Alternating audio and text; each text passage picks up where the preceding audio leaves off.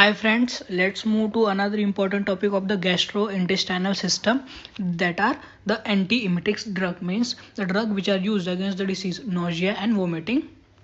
So this is the exhaustive list of group of drug which are used against the disease antiemetic. 1, 2, 3, 4, 5, 6, 7 group, but don't worry, that will be a cakewalk for you within few minutes. Let's see the group of drug.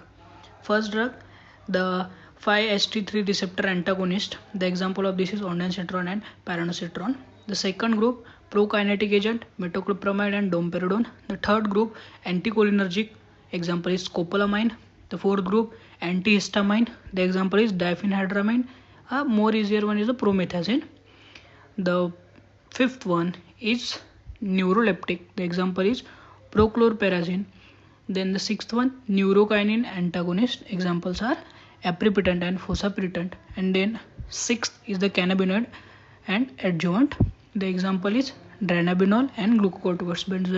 Benzodiazepines are also included in it. So these are the 7 group of drugs which are used against as an antiemetic. First of all, the two main or most important group of drug, that are the 5-hydroxytryptamine receptor antagonist, first one, and second one prokinetic. Let's move to the first category and one of the most important category as antiemetic, that is 5-hydroxytryptamine 3 receptor antagonist, ondansetron and pyranosetron. We are regularly taking it as an antiemetic. The mechanism of action, means how it will work.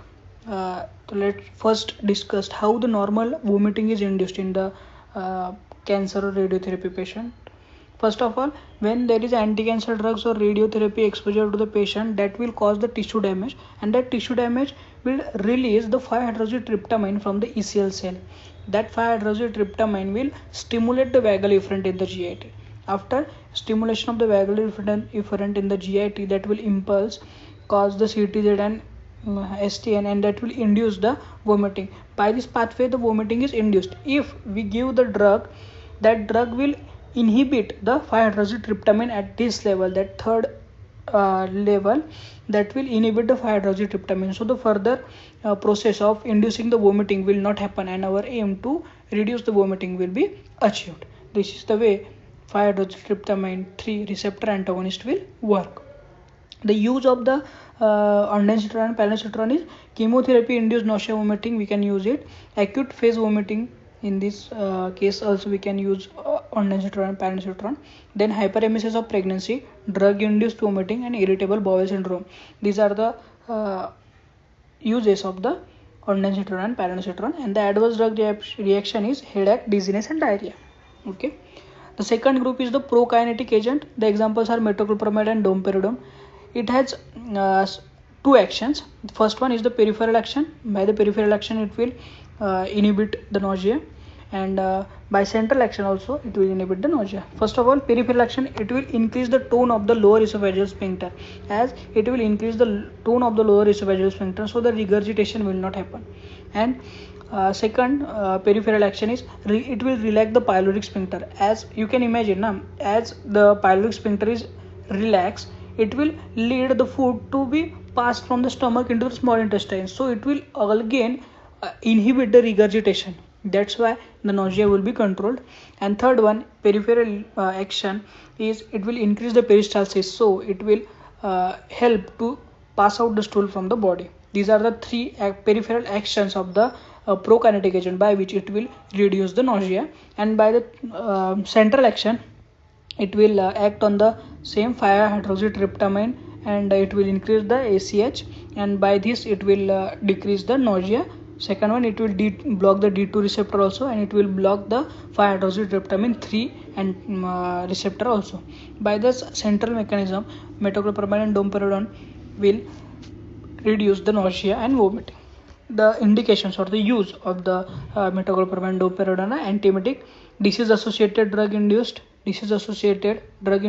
post-operative, chemo and radiotherapy-induced vomiting, all are cured by the prokinetic agent. Then we can also use it in the GERD, gastric esophageal reflux disease, then gastric emptying in emergency, and in tractable hiccups we can also use it.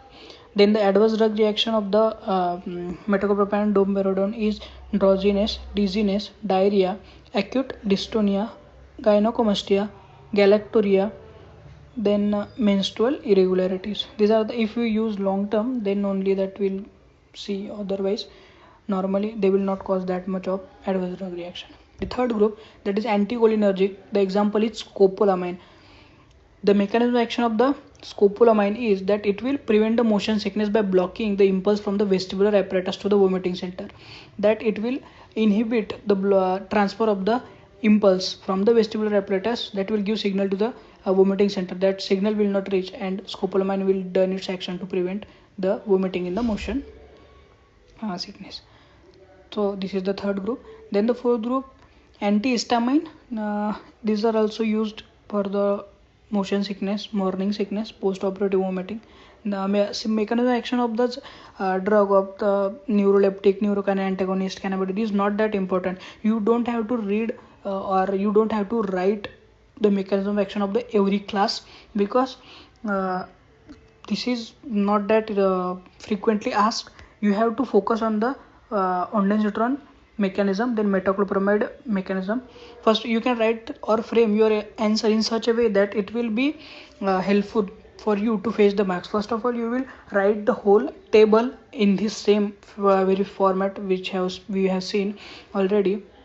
Then after drawing the same table or tree diagram, after that you will come to the first group, that is ondansetron and piracetam. Then you will theoretically write the mechanism of action or the uses, the adverse drug reaction, indication, contraindication, everything about the first group.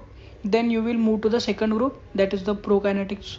You will again write in detail about the prokinetics. And the third group, that is anticholinergic, you will write in detail the mechanism of action of this, uses of this, and then adverse drug reaction, contraindication, indication, any peculiar things you know about that group, everything in a theoretical language.